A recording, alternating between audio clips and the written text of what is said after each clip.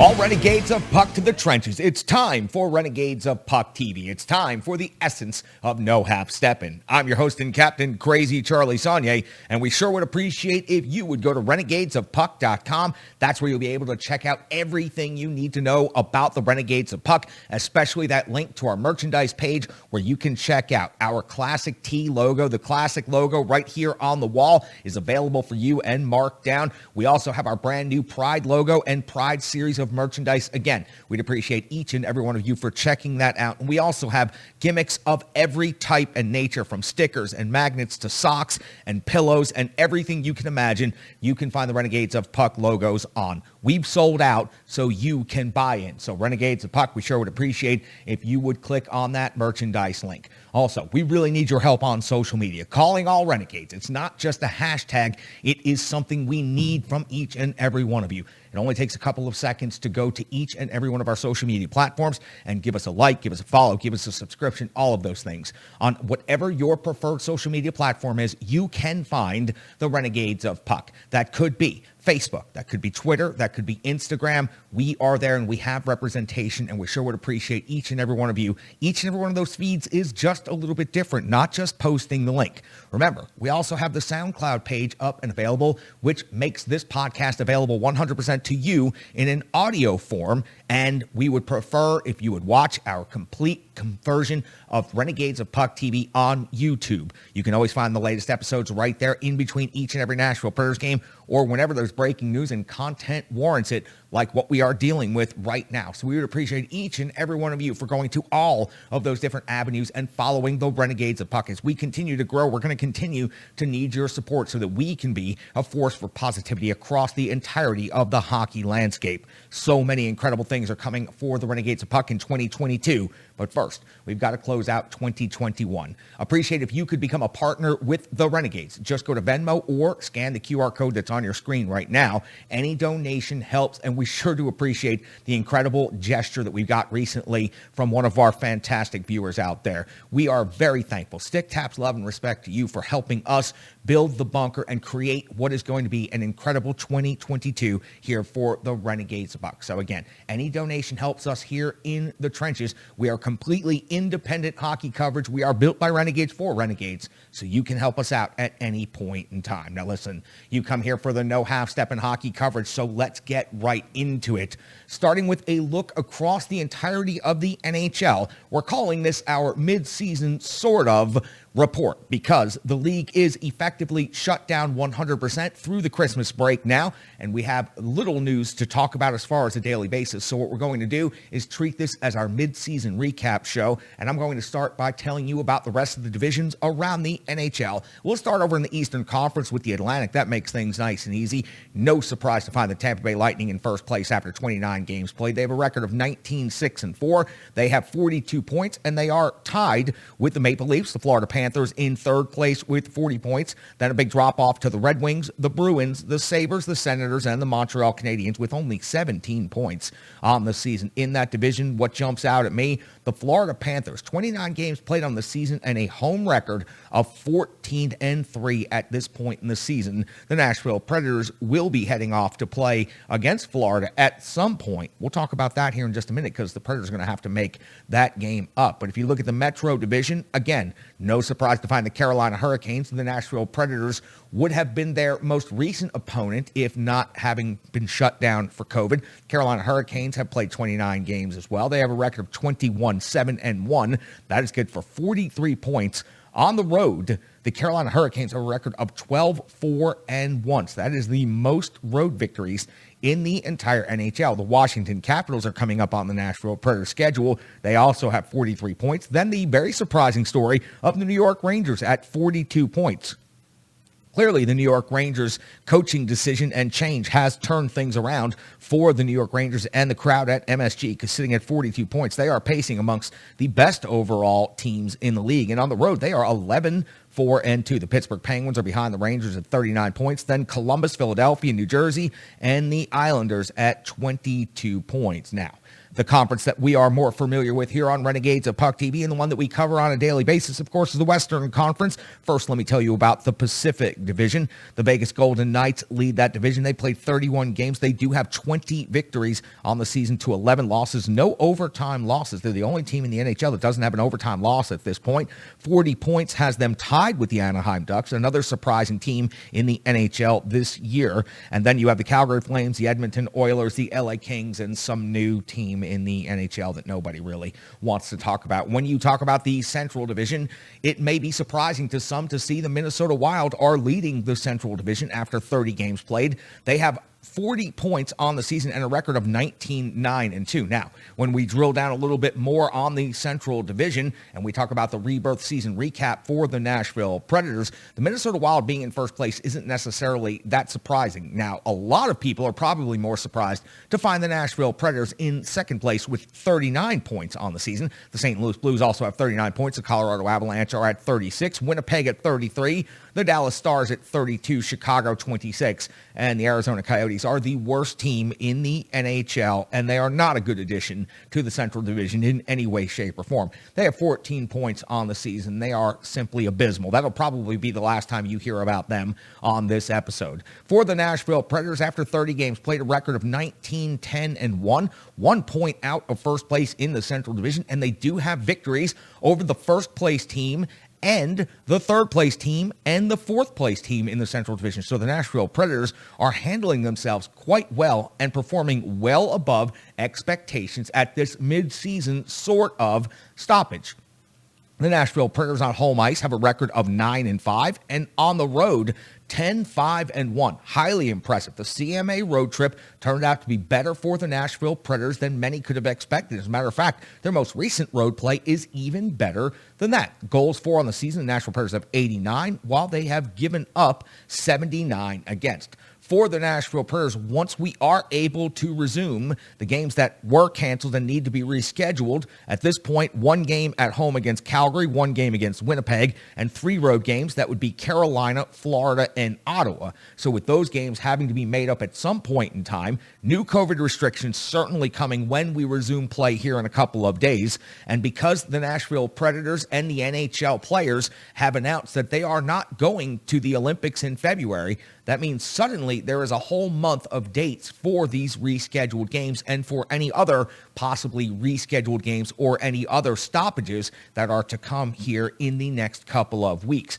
But I do believe we will return to play, and I do believe with new protocols in place and the capabilities of making up these dates that the season will roll on and continue into its entirety. Now, when the Nashville Predators get an opportunity to get back on the ice, it'll be the 27th, and they will be in Dallas to take on the Stars. Then the 29th against the Washington Capitals. They'll follow that up the next night at Columbus, and then they'll be at home on New Year's Day to take on the Chicago Blackhawks before heading off on a Western road trip that'll have the Preds in Vegas, LA, and Arizona. Now, for the Nashville Predators, their most recent play, 7-game win streak is where the Nashville Predators were paused at. Let's take a quick recap of those 7 games since we have the time. It was the 4th of December when the Nashville Predators got rolling with a 4-3 overtime win versus Montreal. They followed that up on December the 7th with a 5-2 win at Detroit. On the 9th of December, a 4-3 win at the New York Islanders, and then a 3-2 win at the New Jersey Devils just the next day.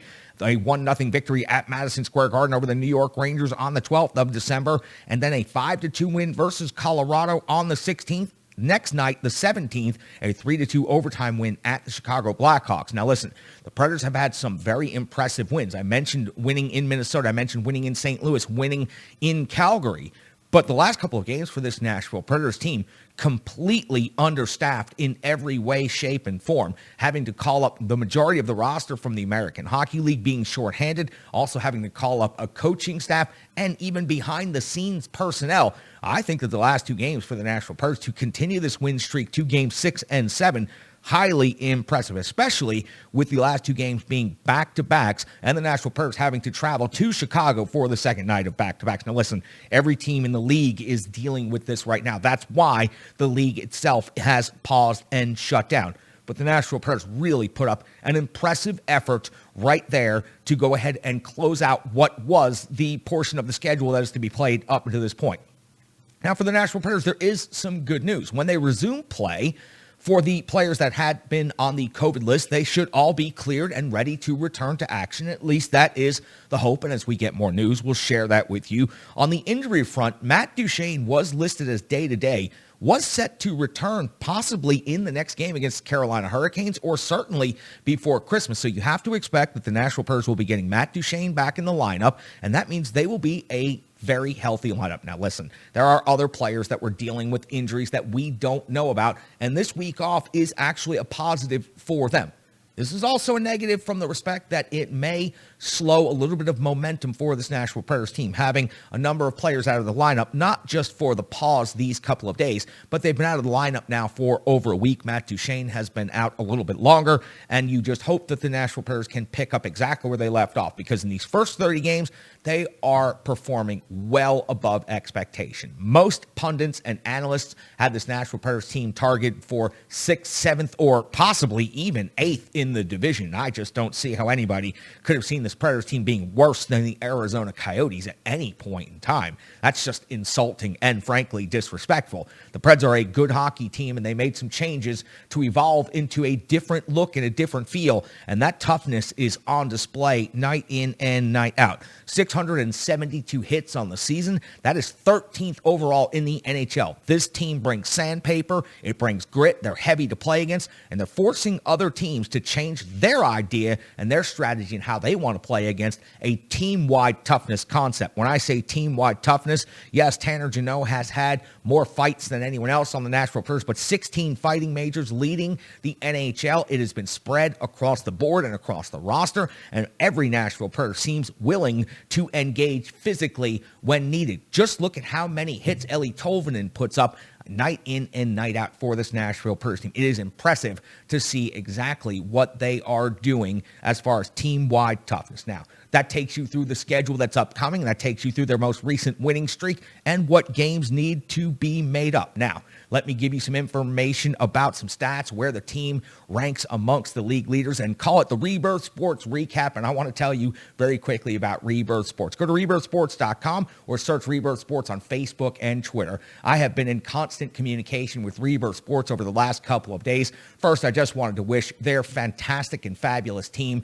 a happy holidays and a happy new year as they're getting ready to pause for a couple of days to go home and enjoy the Christmas season. So I wanted to message them and let them know that, but we also messaged back and forth about a couple of other things, and we are thinking months down the road with the Renegades of Puck. We will be able to tell you about and debut some very cool new things coming up very soon from Rebirth Sports. They have made my vision come true with this hockey jersey right here, so many other hockey jerseys that I've had the privilege of wearing in the past while I play in league play for the Mighty Drunks or skating in the Wish Cup tournament here in the Nashville area. They are hockey tailors, and they can make your vision come true. Make sure you reach out to them, Rebirth Sports, and let them know how much love they're getting right here on Renegades of Puck TV. So the Rebirth season recap comes to you like this. The Nashville Predators are currently 16th in the NHL in goals for after 30 games at 2.93. They are 10th in the NHL in goals against at 2.63. Shots for 19th. Shots against 29.2 is 4th best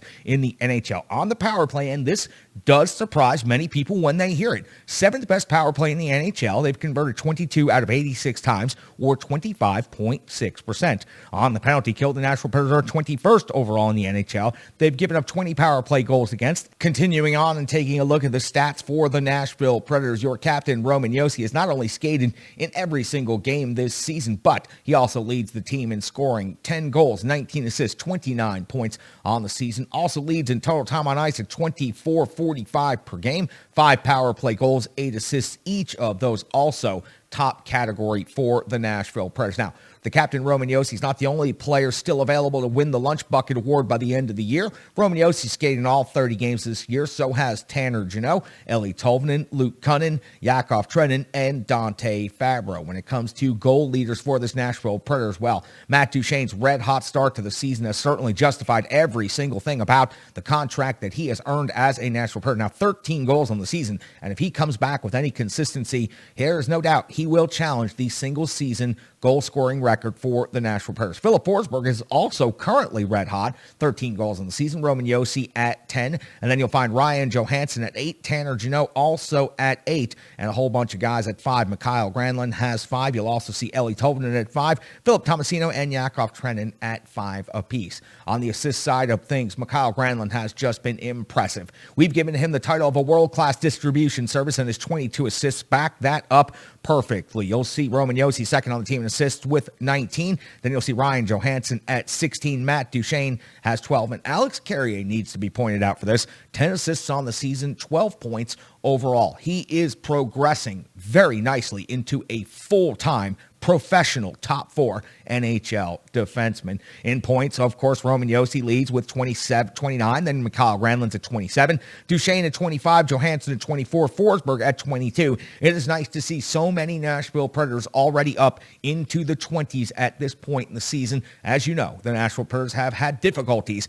on the offensive side of things for quite some time, and to see so many individuals performing at such a high level, it is outstanding. Tanner Jeannot leads the Nashville Predators in penalty minutes on the season because of the amount of fighting majors that he has. 38, still a very respectable and reasonable number. Time on ice, I already told you Roman Josi leads the entire team in time on ice, but Mikael Granlund leads all of the forwards in time on ice, 20.19 per game. That is highly impressive. Also has 7 power play assists on the season. That paces all of the forwards. Now, when it comes to goaltending for the Nashville Predators, they have a legit Vezina candidate this season in Juuse Saros. When he took over for Pekka Rinne, a lot of people were worried. How would he perform all alone for his first time as a starting goaltender in the NHL? Would he be able to do it without his father figure and mentor Pekka Rinne overseeing everything that he does and being there at practice and in games to help him settle down? Well, I'm here to tell you that Juuse Saros is ready to take over just where Pekka Rinne left off as a Vezina Trophy winner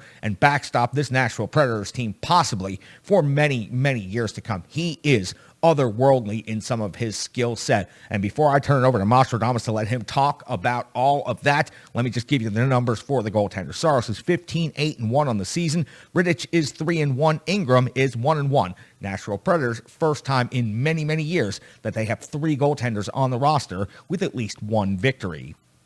Save percentage, .924 for Juuse Saros, goals against average of .222. Both of those numbers very respectable at this point in the season.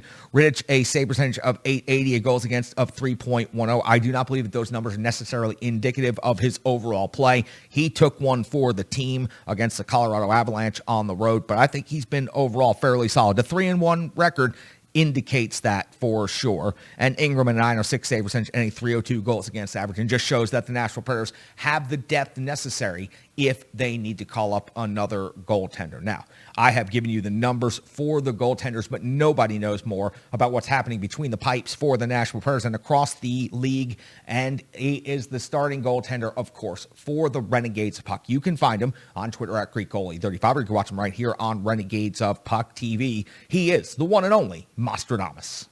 Thank you very much, Charlie. The Predators through 30 games this season with a record of 19-10-1. Way better than anybody, I think, would have expected going to the season. Expectations were not very high. We're talking about a team that maybe fringe playoff team, possibly a lottery pick coming up in the offseason, but they have well outdone themselves up to this point in the season. Of course, had the early Christmas break with all the COVID outbreak running rampant throughout the league. So the Preds do get the extra time off. Now, I'm going to go over a few things, of course, through 30 games this season. Obviously, I'm going to go over the goaltending. Going to go over the leadership of this team, the addition by subtraction, the offseason moves before the season started, and, of course, where this team is as far as an identity goes. That's something that has been lacking in previous seasons. First and foremost, the goaltending, of course. Juuse Saros. What more can you say about Juuse Saros, the man who's sat behind Pekka Rinne for years, getting groomed to be the starter? That was the plan for several seasons, getting him up to the NHL level. It's his first season as the clear-cut #1 starter without Pekka Rinne in the locker room, and he has done a fantastic job thus far. 15-8-1 on the season in 24 starts, 2.22 goals against average, a .924 save percentage, near Vezina-type numbers for Juuse Saros, and he has put away the questions that I and many other people have had as far as his starts to the season. We saw it even in the shortened season last year, did not get off to the best of starts, and that has been his issue even as a backup goaltender when he didn't see that much ice time. He was very average at best through October, November, heading into even December. But UC Saros has put those questions to rest thus far this season. You're looking at a guy who, in 19 of his 24 starts this season, has given up 2 or less goals. Rewind that back even to last season, after he got off to a bad start. 22 of 28 starts last season, 22 of his last 28, he gave up 2 or fewer goals. What does that equate to? 41 out of 52 times that UC Saros has been out there, he's given up 2 or fewer goals. That's about 80% of the time. That's 4 out of every 5 games that UC Saros is giving up 2 or less goals. That means, regardless of what struggles the offense might have, the Preds have a chance to win every single one of those games. So 4 out of 5, he's giving you a chance to win just on his back alone. Simply remarkable job by UC Saros up to this point.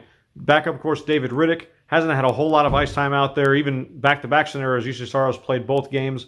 That's the last time we saw the Preds, of course, before the COVID issues hit. He's 3-1 in the season. Hasn't had great numbers, number-wise anyway. 880 save percentage, 3.10 goals against average. But a positive sign has been what the Preds have done in his last couple starts. Yes, he's 3-1. The first 2 starts he had, he showed up against 35 shots and 36 shots on goal against. Well, the last 2 times he's been out there, they've surrendered a total of 37 shots on goal. Now, the Preds playing much better defensively around him, and this could be the argument that it's a backup goaltender, so you play more conservative, so you make sure you don't give up that many chances. But whatever the formula is, when Riddick is in net, that's also working for Nashville. So even when they don't have UC Saros and his Vezina capacity in net, they're still getting victories thanks to David Riddick and the defensive effort. Next, I wanted to talk about the leadership of this team. Of course, Captain Roman Josi, we know about what he's done. We know about him winning the Norris Trophy a couple seasons ago. And you look at his numbers, really, he had a little bit of a dip last year, if you can call it a dip last year. He had 33 points in 48 games, which is right on par with what he would have had throughout his career, really. That's about his average season, the last 8 seasons for him. 2019-2020, when he did win the Norris Trophy, he had 65 points in 69 games, almost a point per game as a defenseman, and he had 49 assists. So, except for the fact that the season came to a crashing halt, of course, due to COVID, they ended the regular season early. He was 5 assists shy of breaking Paul Kariya's record for most assists in a single season, and he had 13 games left to do it. So I have no doubt whatsoever that Roman Josi that season would have broken the assist record for a single season as a Nashville Predator. And really, he's been doing it his whole career, but the last 3 seasons in particular, 127 points in 147 games from your defenseman, and he's not been a liability on defense. The argument would be, well, he's suffering from the Erik Karlsson disease, where he's all offense as a defenseman and is a liability in your own zone. That has not been the case with Roman Josi on most nights. So, again, he is leading the way in that aspect. Mikael Granlund, we all remember him initially. What a trade. You trade Kevin Fiala away. Yes, Kevin Fiala, a lot of potential, but you get Mikael Granlund, a more proven commodity, a guy that over the previous 4 seasons before the trade had more points than Ryan Johansson, who was your number 1 center at that time. So Granlund comes in, struggles to find his way under Laviolette's system, only scores 1 goal since the acquisition that season, struggles since then. John Hines comes in, completely revamps what Mikael Granlund brings to the table. He puts him on the penalty kill, which we've seen how well he's done in that aspect. He's on the power play. He plays in all situations, plays center, plays wing, plays wherever you need him, and plays the most minutes, bar none, on this Predators roster as a forward. So he's been fantastic. So you look back at that trade, it first looked great. Then it looked like, well, Kevin Fiala's really tearing it up in Minnesota. Then you have Granlund, who wasn't doing so well here. Now he is really coming to his own, gets the extension, of course, and is a Nashville Predator and alternate captain now. So he's bringing that leadership. He's not a big guy. He gets in those dirty areas, and he creates chances from just flat-out effort. So Mikael Granlund, Roman Josi really leading this team in the locker room. Next thing I wanted to talk about was the offseason transactions by David Poile and this Nashville Predators team. Of course, addition by subtraction, so to speak. You trade Ryan Ellis away. You trade Victor Arvidsson away. You allow Calle Jarnkrok to be taken by the Seattle Kraken for nothing. The competitive rebuild, as David Poile would call it, and a lot of people, including myself, question that. You know, you're looking at a much younger team. You give up some of your more proven commodities, proven roster guys that are part of the leadership group on this team, and you let them go. You trade them away. Victor Arvidsson, you trade away for a 2nd and a 3rd round pick. And, of course, Ryan Ellis, you trade away for Philip Myers and Nolan Patrick, who, of course, Nolan Patrick was flipped for Cody Glass. Well, No Ryan Ellis, no Victor Arvidsson. We know how big they contributed to the success of this team over the last, say, 5 seasons or so. And you look at what they've gotten in return for that. Well, Philip Myers and Cody Glass have combined to play 15 games this season for the Nashville Predators and have 0 points. That's your immediate return for Ryan Ellis and, of course, Victor Arvidsson, they ended up trading that second-round pick to move up and get a first-round pick in 2021 as well. But immediately you have 0 return on the ice, as it is right now, from those spots. What you did get is youth. And that's something that we clamored for last season. And through hell or high water, it's happened now. Philip Tomasino is not playing right now for this Nashville Predators team if somebody like Calle Jarnkrok and Victor Arvidsson are in the lineup. So it allows him to get in there and get valuable time on the ice and learn and get some experience that way. Eeli Tolvanen, fringe guy. We didn't know what to think of him last season. He started coming on hot, started playing on the first power play line, and started scoring some goals for the Preds. He went through a very cold stretch, of course, this season. But again, he was able to work through it and still be on the NHL roster because that's where the Predators were going.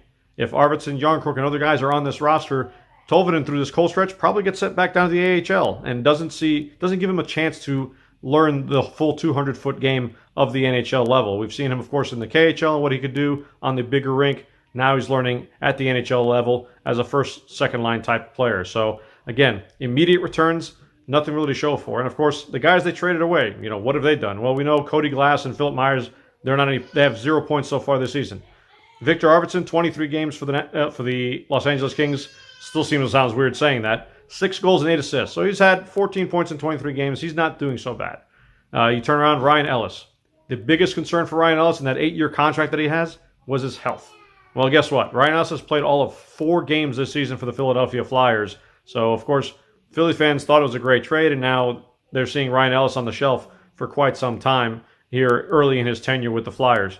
And, of course, Calle Jarnkrok, who up until a couple weeks ago hadn't scored a goal yet this season. He has 2 goals and 3 assists in 19 games. Not exactly tearing it up. And we are big Calle Jarnkrok supporters on this show, Renegades of Puck. I have talked about it for years. Calle Jarnkrok has the highest team IQ on this roster. He plays in every position. He's played up and down the lineup everywhere he goes. If there's injuries, he plays on the power play. If there's too many guys in the penalty box, he's shown he can play defense. He's done everything for this team. So we thank him for his service. But again, not so many people calling out the fact that Calle Jarnkrok was let go when Tanner Jeannot was the guy who was protected instead of somebody like Calle Jarnkrok or Matt Duchene or Ryan Johansson. Tanner Jeannot. A little bit more on that here in a second. There was a phrase out there that was about the Predator Way. What was the Predator Way? Well, the Predator Way was a gritty team full of a bunch of ragtag type guys, second, third line guys, fourth line guys that Barry Trotz led to the playoffs after a handful of seasons, of course, but they were difficult to play against. They wouldn't give you an inch on the ice. You had to work for every single inch that you were out there playing against this team. They played tough. They played hard. They would hit. They would fight. They would scratch and claw to do everything they can to make it difficult on the other teams. This is back when there wasn't even a salary cap. So you're looking at, $20 million salary for the Nashville Predators against the $90 million full of Hall of Famers type Detroit Red Wings type team. But the Predator Way was making sure that teams knew who they were playing against and could not take the Preds lightly. Well, over the years and over Laviolette's tenure, as it got later and later in his tenure, they seemed to lose that identity. They were a finesse team. They were a puck possession team that would take shots from anywhere, but not a whole lot of quality in those quantity of chances that the Preds were getting. Enter the Herd line, which started out Colton Sissons, Yakov Trenin, and of course Matthew Olivier. Olivier gets hurt, and Tanner Jeannot steps right in, the guy who the Preds just protected from the Seattle Kraken. A lot of question marks on that. Why do you protect a fourth-line guy? And that's what Tanner Jeannot was last season, a fourth-line player. He proved at the AHL level during COVID that he can put up some points as well. He wasn't just a big guy out there, a big physical guy that you can put on a fourth line. He's showing some skill out there. Tanner Jeannot has 8 goals and 9 assists this season, along with the physical presence that he brings to the table and the identity of the Nashville Predators. This is basically the Predator Way 2.0, if you would. Tanner Jeannot, along with that line, Trenin and Colton Sissons. Colton Sissons is another guy who's been here a while, has played in different situations. We saw with COVID, he bumps up to the first line and starts putting up points that way. We saw that back in 2017 when Ryan Johansson and Mike Fisher were injured in the playoffs, that he can step up in any role necessary and play big minutes. And we saw that certainly on the back-to-backs, how many minutes he played. But you talk about guys like Tanner Jeannot, Yakov Trenin, those type guys, they are vital. Those are guys that did not play under Peter Laviolette. Those are the types of guys they didn't have. And when they did try to put them in there via trade, you talk about Wayne Simmons, Brian Boyle, those types of guys, they didn't really have any sort of purpose on Laviolette's team. They didn't play his type of game, and therefore they were kind of afterthoughts on the roster. They were in there, they could be physical, but they didn't really show what they can do. Tanner Jeannot is a force to be reckoned with. Yeah, he's not going to win the Calder Trophy this season, but he has been a pleasant surprise thus far. I think everybody would agree that Tanner Jeannot, along with Jakov Trenn and Colton Sissons, are the identity of this Nashville Predators team, and they have done big things, and you see them often starting games out and putting their physical presence on the game, putting that stamp on the game early on to make sure teams know they are in for a long night when they play the Nashville Predators. Charlie, take it away.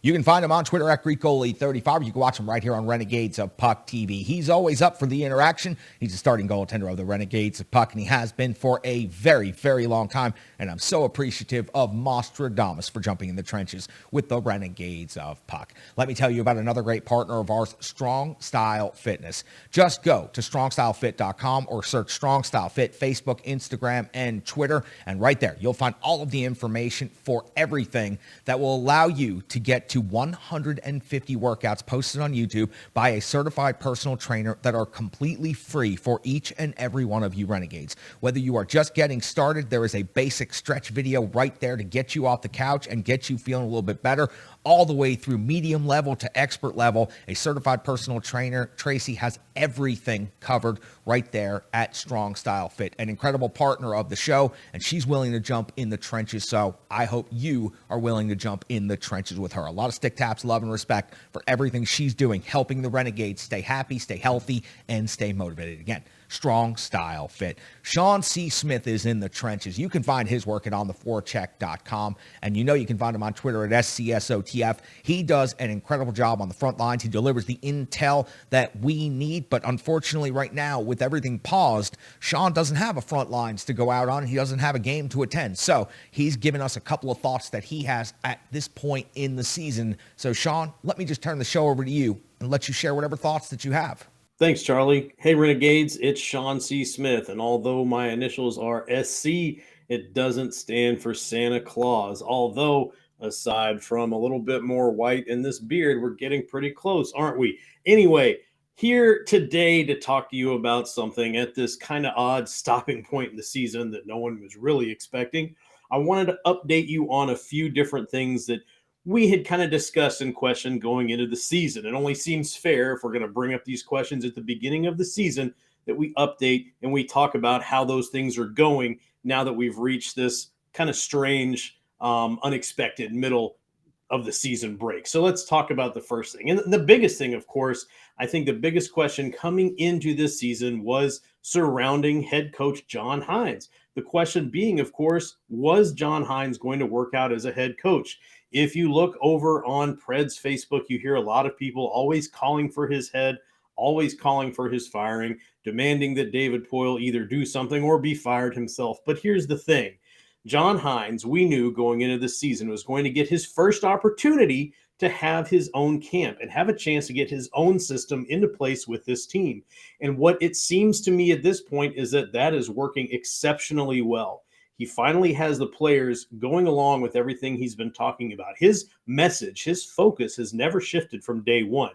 He's talked about the same things. He's talked about being hard to play against, being sharp and mentally focused and mentally tough, but at the same time, not getting too high when the team does well and not getting too low when the team doesn't do so well. Taking the lessons, regardless of whether it's from a win or a loss, moving on to the next game and only controlling what the team can control. And it seems like this team is firing on all cylinders when it comes to that. If you look at their recent play when they were playing with a lot of their starters down on the COVID list, playing against a kind of handicapped Avalanche team, but also a very strong Colorado or Blackhawks team, then you're going to see that the team has definitely picked up and run with what he's saying, especially playing with a bunch of AHL guys coming up to fill in. Now, the next person I want to talk about is Matt Benning. I'm going to make no secret and have made no secret that I'm a huge Matt Benning fan. But the thing is, Matt Benning we weren't really sure who he was going to be this year. He showed flashes of brilliance when he was paired with Mark Borowiecki, but as we know, Borowiecki missed the majority of the season last season, and Benning found himself paired with some pretty strange line mates, some that were less effective than others, such as our old friend Ben Harper. Now, the question with Benning coming into the season was he just brought down by a bad line mate or a defensive partner, or was he actually just not that good? So the question as we come in is, what's going to happen here with Benning?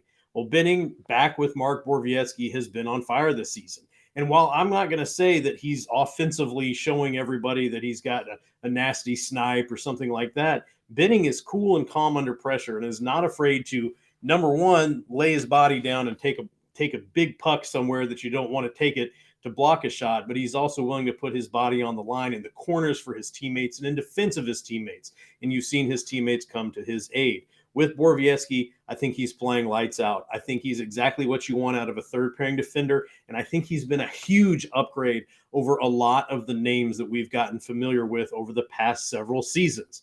Now, let's talk about his defensive partner, Mark Borowiecki. Of course, I mentioned earlier, Borowiecki missed the majority of the season last season with injuries and also dealing with his mental health struggles. The question was, would he be able to come back to the team this season and play hockey that was going to make a difference? And like I just said about Matt Benning, you put those two together, I think you have something beautiful. They were always intended to come to this team and be a third pairing together. And that's exactly what we're seeing this season. You get a good preseason camp under their belts with John Hines. The expectations are laid out clearly, and both of those guys are rising to the occasion and playing the type of hockey you'd hope to see out of them. Much better on the third pairing than the team has been in several seasons, and I can't complain about it at all. Both of these guys are willing to put their bodies on the line and go into the corners and do terrible things to get the puck back, and are willing to fight in defense of their teammates, and that's exactly what you want to see. Big guys, hard on the body, finishing all their checks and doing exactly what they need to do out there. Next, let's talk about the $16 million elephants in the room. We talked a lot before the season started about the $8 million boys, and now it's time to talk about them now that we've got about 30 games under their belts here. Okay, first and foremost, Ryan Johansson and Matt Duchene, if you recall, have not been producing over the past few seasons the way you'd expect an $8 million center to perform. We talked about how this summer they were left unprotected in the expansion draft. The expansion draft is going to come into play here on a couple of these guys we're going to talk about. But these were the high dollar items that were available to the Seattle Kraken, and they were passed over. And Seattle is a team that could swallow an $8 million contract, and they weren't willing to do it for Ryan Johansson or Matt Duchene. Now, Matt Duchene spoke and said that obviously, he understood why they needed to do that. He was willing to do that, and if so be it, if he was chosen, that's fine. But it has to have hurt his ego a little bit when he finds out that he's been passed over. Both of those guys are playing for their futures right now because they're either going to come in and earn their $8 million on this team or make a case for being worth trading for to another team. And let me tell you, that was a big question mark for me, and I think for a lot of us. But based on what we've seen so far this season, it seems like they are rising to the occasion. Now, again, I like both of these players, and I want to see them both do well. So this makes me really, really happy. But you've got to at least know going into the season that was what could have been a very big problem. If either one of them had come in and not being performing at the top of their game, we'd be having a very different conversation right now. But both of these guys have bought into what John Hines is selling, and they're going along with this team mentality. They're both playing a lot of minutes. They're both finishing their checks. They're playing hard at both ends of the ice, and it's a role these guys were born for. So I think if they can continue this, we're not going to have this conversation of what do we do about $16 million in cap space that we can't get back. That's 20% of the team's budget being spent on two guys. Now, granted, Roman Josi is a $9 million man, but can't argue with what he's putting out there every night. But at the same time this season, you can't argue with Johansson and Duchene and their performance. So I'm going to say they've come through and delivered on what we've talked about them needing to do at the beginning of the season. Next up, one of my favorites to talk about, Tanner Jeannot. Now, look, I was never questioning this. Let me get that right out in front of everybody. But a lot of people were wondering if it was really worth protecting Tanner Jeannot over Calle Yarncroke in the expansion draft. Now, they didn't protect Calle Yarncroke, and Calle Yarncroke was chosen. They also didn't protect Victor Arvidsson, and Victor Arvidsson, who they would have taken, got shipped off to LA. You also saw Ryan Ellis moved out. All of these guys clearing a little bit of room, but also making sure they didn't lose a player for nothing. A player that they weren't willing to lose for nothing was Tanner Jeannot. They kept him. Now, the question was for a lot of people, we're keeping this guy. We've seen some good games out of him, but, is he just a flash in the pan? What's he going to come back and do next season with a contract and a spot on the roster? And let me say this. I love Calle Yarncroke. I wouldn't take him back right now if the trade was 1-for-1 with Tanner Jeannot. Tanner Jeannot brings an element to the Predators game that hardly anyone else brings. And I'm not saying someone's not doing their job.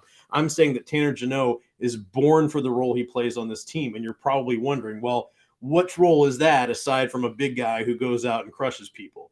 Well, he's got a lot of scoring upside. He's got a lot of offensive upside, and he plays the game with a tenacity that you want every other guy on your team to mirror. You know that if you're trying to reach his level, if you're trying to play with the level of effort he plays with every night, that you're going to fall right around where you need to be every night.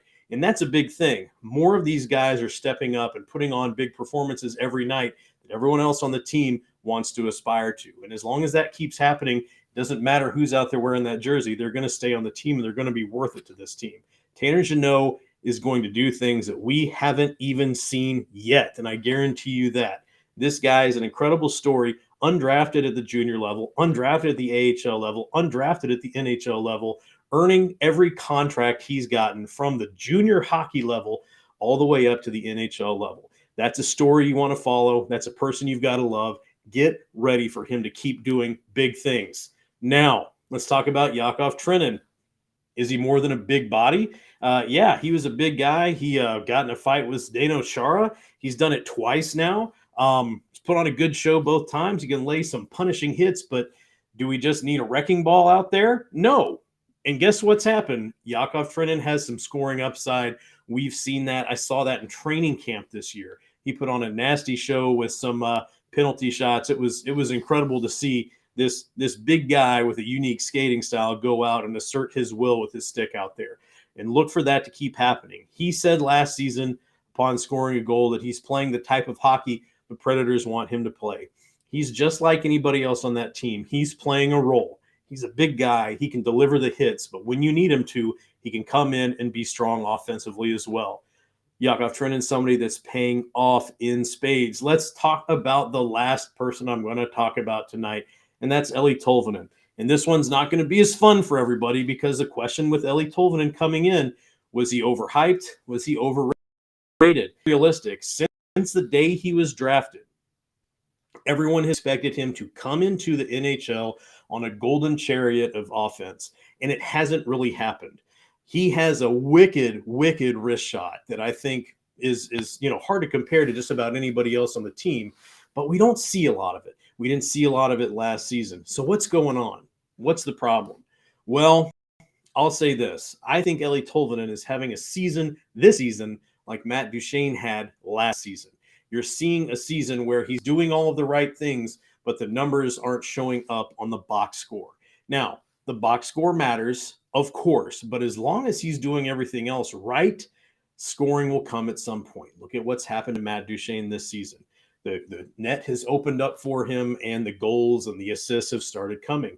Right before we've gotten paused here, you started to see Eeli Tolvanen scoring some goals. Now, they weren't all wicked wristers. A lot of them were tip ins. A lot of them were deflections. But isn't that what you want? You want a player who knows what to do away from the puck, a player who knows how to get into the right position to do the things that need to be done to make the puck go in the net, whether it's off your stick or taking away somebody else's eyes or helping open up a shot lane.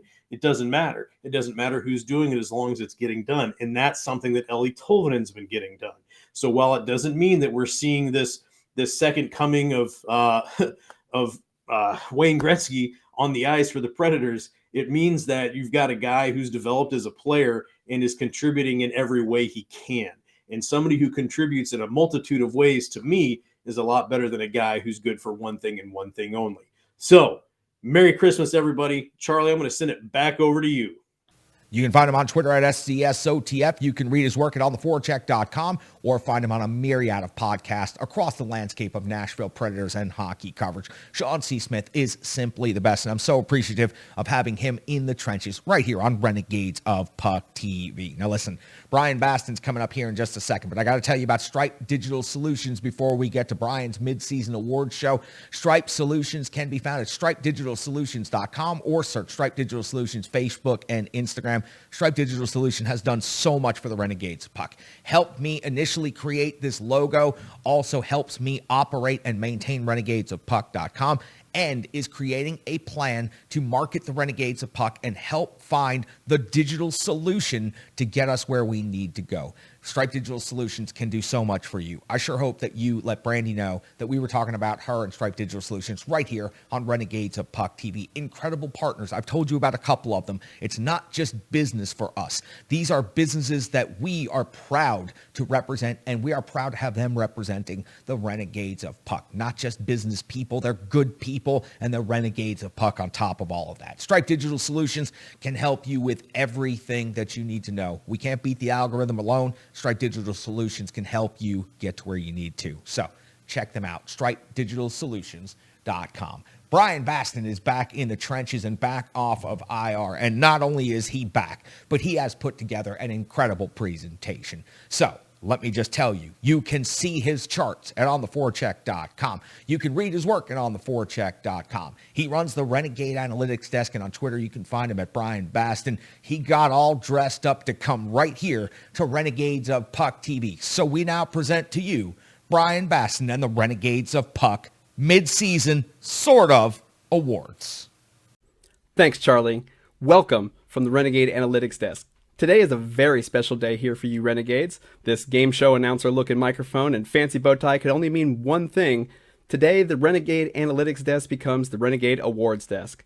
That's right, since the NHL has finally decided to shut things down for the week and give the hockey world a break, it's time for the Renegades of Puck and On the Forecheck Mid-Season Stats Awards for your Nashville Predators. Before you roll your eyes about stats, it's not just the fancy stats and numbers that are being used tonight. We've got everything from plain old points to goals above replacement. Even NHL award voters use numbers when they vote on their awards, except for I'm just being honest about it. Special thanks goes out to Luke and Josh from EvolvingHockey.com. All of tonight's numbers come courtesy of my good friends over at the website, and the hard work done by folks like them is why nerds like me can be where I am today. So without further ado, let's get to the awards. Tonight's first award is the Most Bang for Your Buck Award. And that goes out to the player with the most points scored per 60 minutes, and that goes to none other than Philip Forsberg. Despite playing in just 21 games this season, Forsberg is tied for team lead in goals with 13, and despite trailing Roman Jossi's 29 points by 7, the mustachioed one is averaging 3.4 points per 60 minutes, a point higher than the Swiss captain. Oh, and remember, this is the Bang for Your Buck Award, so are you listening, David Poyle? Next up is the Hockey Dermatologist Award. This goes out to a guy who gets under other players' skin most effectively so far this season. And today we have two winners in this category. First up is Mikael Granlund, who leads the team with 11 penalties drawn so far this season. He shares that award with Nick Cousin, who has 9 penalties drawn, but in 180 fewer minutes than Granlund. Both lead the team in penalty differential, Granlund at a +6 and Cousins at +5 on a team with 9 players with a negative penalty differential. Next up is the Teflon Don Award, and this is a simple one for a lot of you guys who really enjoy this stat, but it goes out to the player with the most blocked shots, and that is rookie defenseman Alex Carrier. He's tied for the team lead in blocks at 42 with Roman Josi, but has played 200 minutes less than the captain. That's good for a team-high rate of 4.7 blocks per 60 minutes. Next is the Make 'em Count Shot Quality Award, and this is one that is very near and dear to my heart. This goes for the highest shot quality, which is the number of expected goals per unblocked shot, and that goes to Colton Sissons, the longtime Predator and Team Swiss Army Knife. Sissons has been asked to do nearly everything in his career, from first-line center in the Stanley Cup Finals to centering Nashville's future like Tanner Jeannot, and other rookie players, and no player takes higher quality shots than Colton. His shots average a 10.5% chance to become a goal, with no other teammates even in the double digits. Next, we have a very special award, and that is the Ann Kimmel The Slot Is Not Hot Lava Award. As fellow On the Forecheck writer and renegade, Ann Kimmel preaches on her Twitter and beyond, the slot is indeed not hot lava. In fact, it's where all the best shots come from. The midseason award goes to Tanner Jeannot, as he has the closest/lowest average unblocked shot distance on the team, where his average attempt comes from just 20.2 feet away from the net. Next, we have the Shoot Award. Now, we all hate that guy who constantly yells, "Shoot!" whenever his team has the puck, but this award is for the forward who has taken the lowest number of shots despite being tied for the team in goals with 8. This player that needs to shoot the puck just a little bit more is once again Ryan Johansson, coming in at just 5.3 shot attempts per 60 minutes at 5-on-5. Next is a combination award. It's the Analytics Breakout Star / the L Woods What? Like It's Hard Award. Now this player has been doing all the other things right too, and has broken out from a pretty average season last year. This serves also as that Breakout Player of the Year award, of course, and the award goes to the future of Finnish hockey in Smashville, Eli Tolvanen. Using goals above replacement, a version of the metric developed by Evolving Hockey, which determines about how much better or worse a player is than a replacement AHL level player. Tolvanen is 5th in even strength offense and defense, 1st in creating offense on the power play, and sits at an overwhelming 2nd overall on the team at 6.2 goals above replacement. Not bad for a kid that even seasoned NHL analysts called just a great shot and nothing else. His hard work has been paying off as late as well, as those hard laser-like shots are starting to turn into goals. Now, before we get to the 2 biggest awards of the evening, I have one special award that I want to give out that has nothing to do with the Nashville players themselves. This award is the Chris Mason How Is This Guy So Good Behind the Mic Already award. And this one goes out to the best rising media talent in Nashville hockey coverage. And that award goes to my colleague at On the Forecheck and here at Renegades of Puck, Mr. Sean Smith. The work Sean has done for the past 3-4 seasons covering the Nashville Predators is practically unparalleled. He went from being just a writer that gave me a chance to guest write a story and got me onto the website, to a guy who's on multiple podcasts, a video show, and providing live in-game coverage as an NHL credentialed media member. So this award goes out to you, Sean. Without further ado, let's go to the 2 top awards for the evening. First up, we're going to go to the Kid's a Natural Analytics Rookie of the Year. Once again, using goals above replacement as a metric to show how valuable a player it is at all aspects of the game, this award is a bit of a surprise.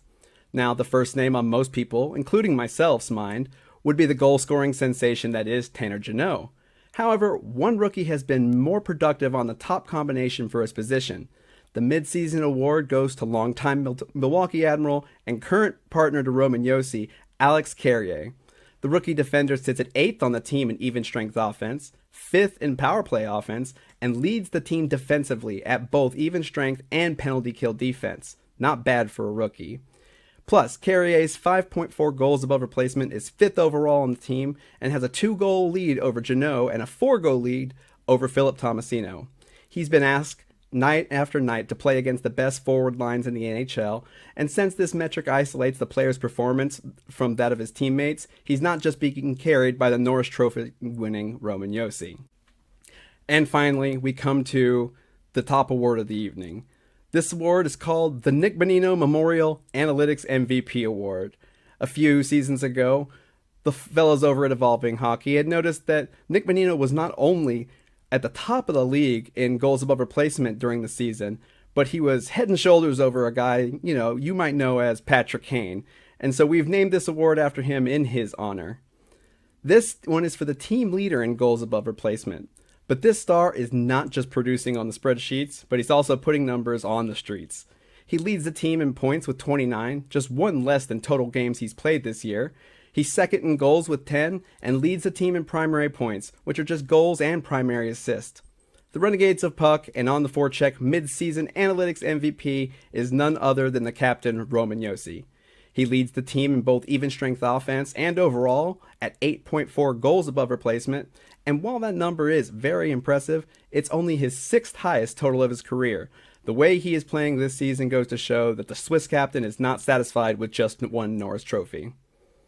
We here at the Renegades of Puck and on the Forecheck would like to thank you for following us this year and hope to see you next year as we move on to even greater and bigger things. Back to you, Charlie.